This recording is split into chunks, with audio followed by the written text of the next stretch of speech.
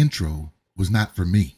That intro was for the European Union and all of America's allies, or potential former allies, because a lot of countries are now responding to Donald Trump wanting to name the Gulf of Mexico Gulf of America, wanting to take the Panama Canal, wanting to take Greenland, wanting to take Canada and make it the 51st state. People are starting to respond, and they are saying, I'm fed up, I'm fed up, I'm fed up. I feel like slapping a nigga today. Here's the European Union Commission spokesperson. Just as a matter of principle, for us it is clear the sovereignty of states has to be respected.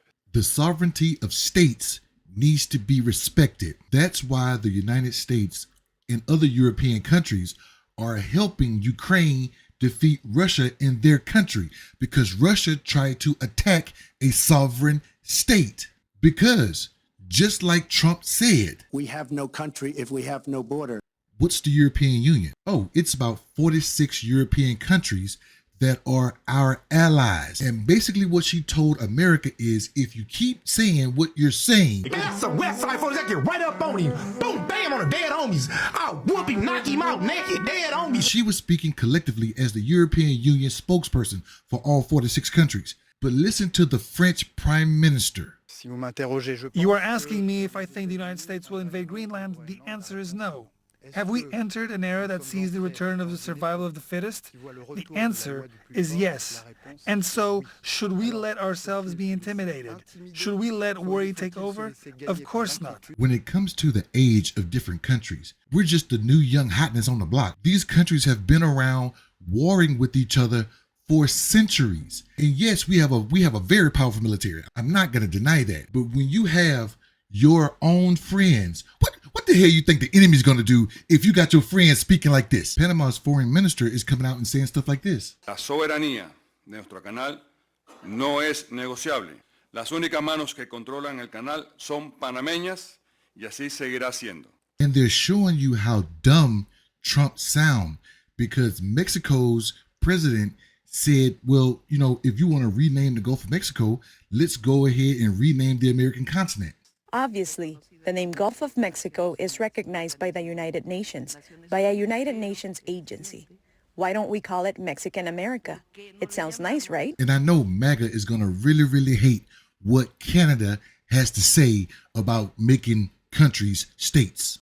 Hey, Donald, have we got a deal for you?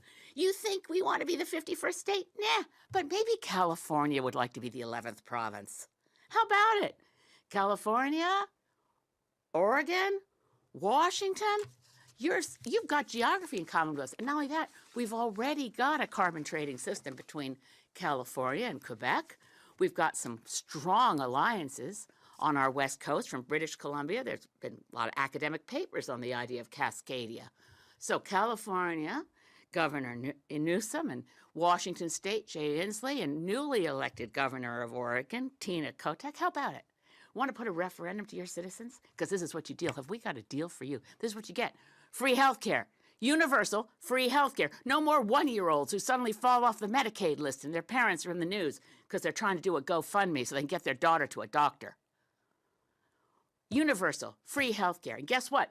Those gun laws that your Congress is too afraid to pass because of the national gun lobby, we already got our strict gun laws. When she was talking about Cascadia, this is what she was talking about. How about making that a part of Canada? A lot of Republicans, a lot of MAGA don't like Democrat states. Well, why don't those states become a part of Mexico or Canada? Right? Sounds stupid, don't it? Now, again, we all know Trump is dumb, but there are people out there that are taking his dumb words and putting sugar and cream on top of him. And they sound like what this guy's about to sound like. Would you be comfortable with sending U.S. troops, as President Trump suggested yesterday he is considering, to take over what is effectively sovereign land? Well, I think you all are missing the bigger picture here of what President Trump is trying to do. He's thinking about the long-term security of the Western Hemisphere. We know, for example, the Russian and now Chinese are looking at the Arctic and how they can exploit that. That obviously concerns not only us, but everybody in the Western Hemisphere. And he's thinking about our long-term protection. Same thing with regard to Panama. We know that the Chinese Communist Party and the People's Republic of China owns ports on both sides of that canal, and that puts us at risk in a potential conflict. So he's thinking about the long-term security, and he's starting a negotiation. And again, I said this yesterday. A lot of dictators did the same thing. They said for national security, we need to take Crimea. We need to take Ukraine. When Hitler said, Germany need living space. We need to get Austria. We need to get France and Belgium.